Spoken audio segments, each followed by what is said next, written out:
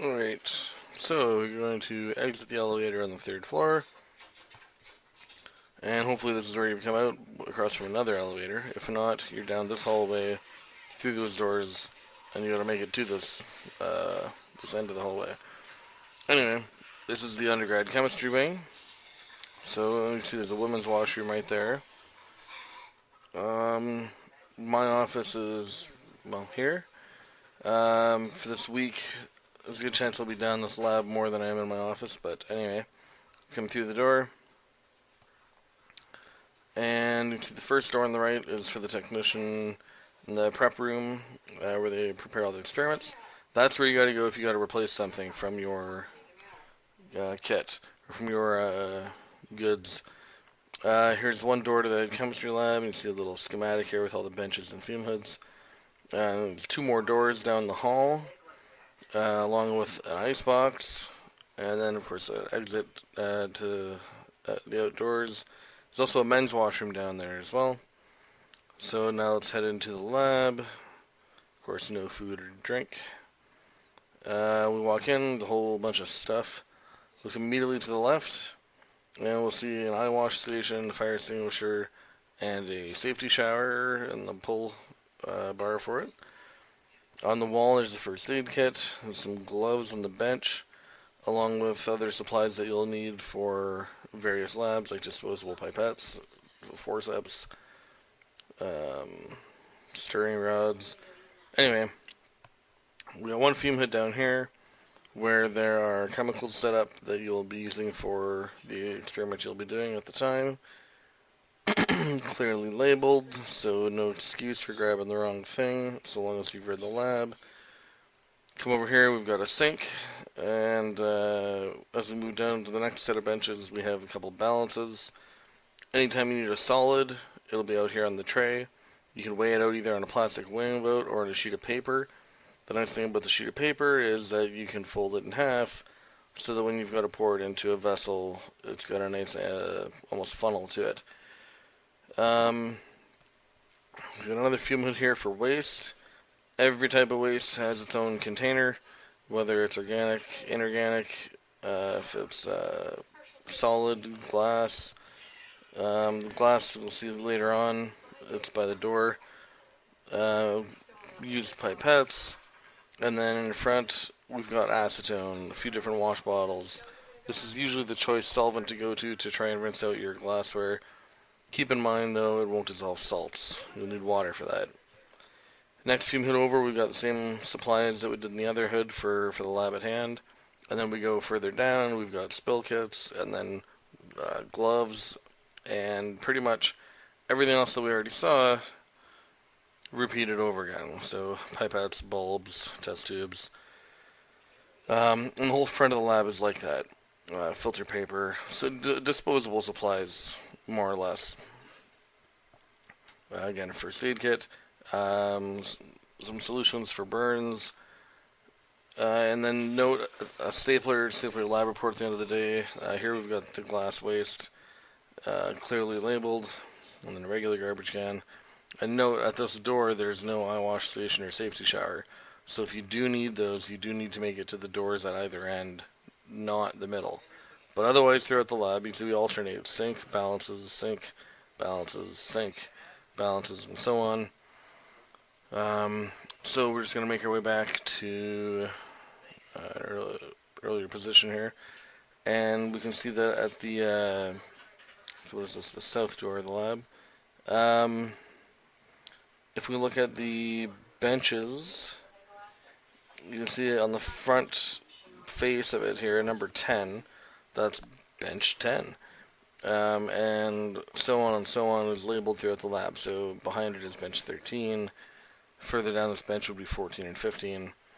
Anyway, at each bench there'll be a drawer that's open or unlocked with all the supplies you'll need. You can lift out a couple of the trays and see what's beneath it, if anything.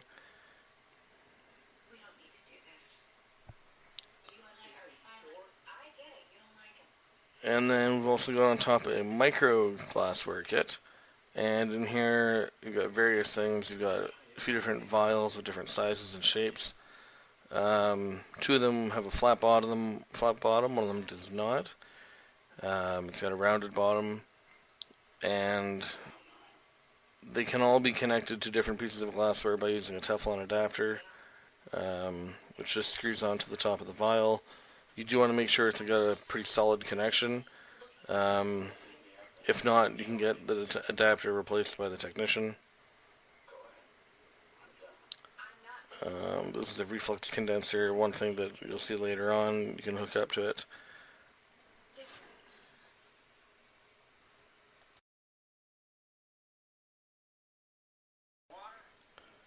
So, go back to look at what else we have around here. We got a fume hood, some racks in the back, and again, various things around it.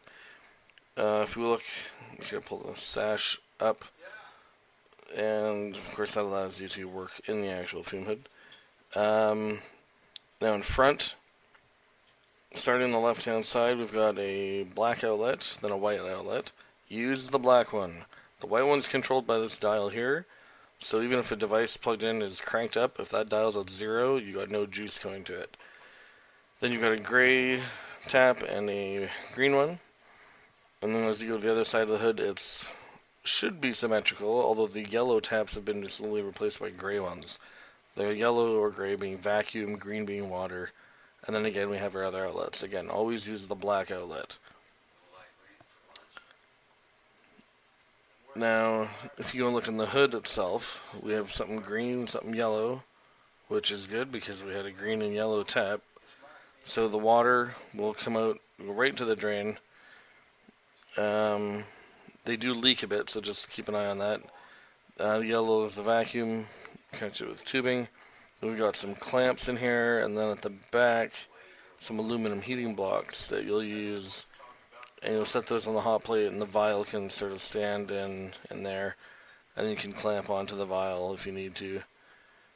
It just allows for better heating. If we go to look at the drawers underneath the fume hood, we'll have two sets of these. So this is just the one drawer. Beside it, it should be one that's almost identical. And this is essentially containing things that will help you hold on to, or that will hold on to things without you needing to use your hands. So it's a ring clamp, a cork ring. There's some other clamps in the back of the hood we already saw. The cork ring is another position where you can, another place where you can stand up a vial that's got a rounded bottom. And it fits pretty nicely in there. You can also go to your drawer and use a 50 or 100 ml beaker, whatever fits. These things aren't always going to be spelled out for you, but they're not exactly, Nobel Prize winning ideas here. So take a look at what you've got and make use of it. The next drawer down, we've got a couple hot plates and some tubing and some test tube racks. The hot plates are all both hot plates and stirrers. So if we were going to plug it in, again, we're going to go for the black outlet. And at this point, if we wanted to, we could put stuff on here and have it stirring, have it heating. If you do have the aluminum blocks, keep in mind that most of that vial is still exposed to the air. So you may want to add more blocks, and they should be at the back of the hood. It's either going to be a big square like the one that we've already seen, or it might be something a little smaller.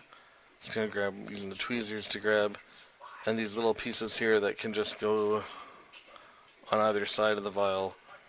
And then of course, as those get hot, be sure to only use the tongs there to remove them or to move them out of the way, because they will be pretty hot. Again, we've got tubing. Go to the next drawer down, and these are empty. The bottom drawer underneath every hood is where you can store things, your bag, laptop, whatever. All that stuff you should have put away during the lab.